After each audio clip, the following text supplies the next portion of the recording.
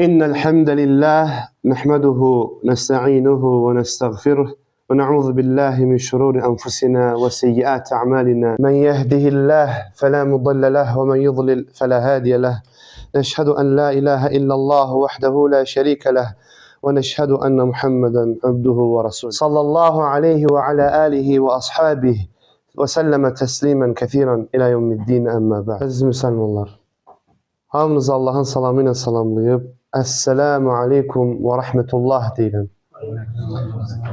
Allah subhanahu ve teala bizi bugün güzel bir məclisdə ağsaqqalımızın evində cəmləyib. Ömer İbn Xattab radiyallahu anhu, Allah ondan razı olsun, sübh namazına cemaata birisinin gelmediğini gördüğü zaman hemen yerinden kalkıp adama baş çəkir. Anası ya da zövcəsi deyir ki, o bu gecə o qədər ibadət eləyib ki, taqəti qalmayıb, səhər namazına yatıb qalıb, sübh namazına adam yatıb qalıb. Ömer radiyallahu anhu pərişan halda belə dedi.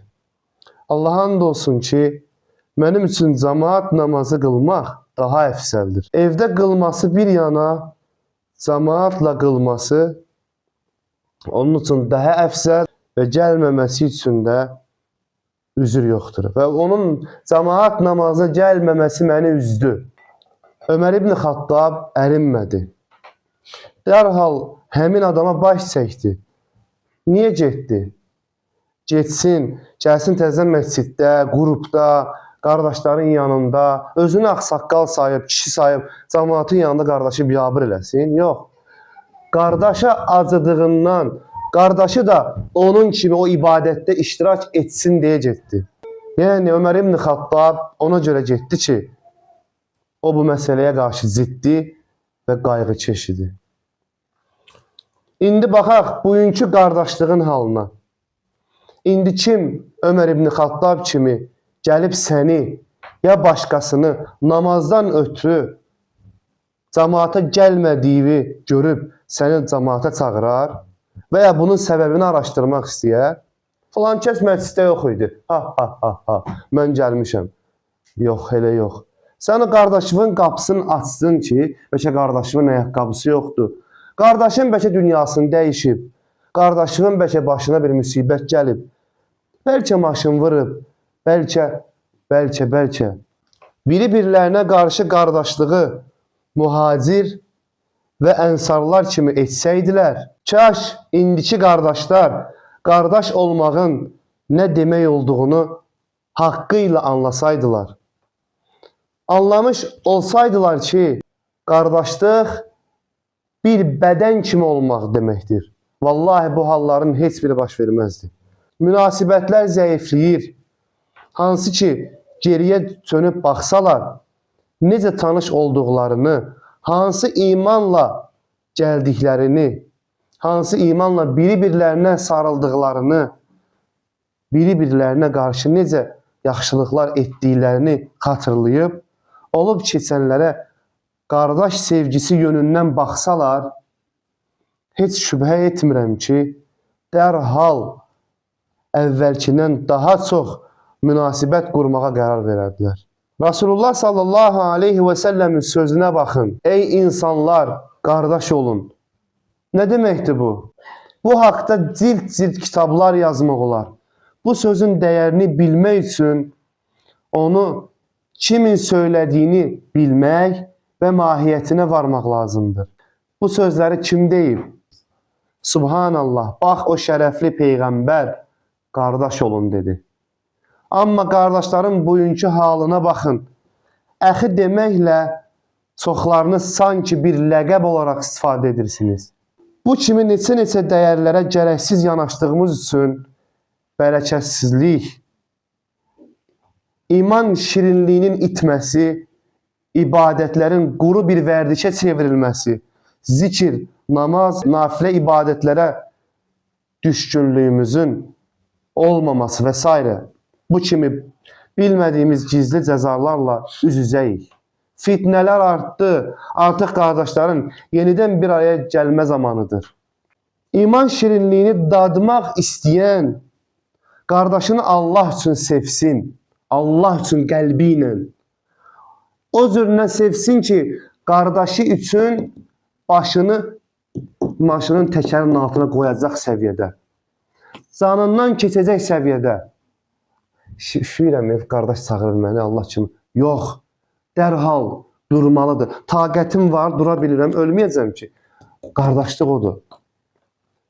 Subhanallah. Yaxşı, qardaşı, yəni səni incitməyən, səninlə anlaşan birisini sevmək çox asandır. Allah üçün sevmək isə o deməkdir ki, Allahım, sən bilirsən ki, qəlbim ondan qırılıb.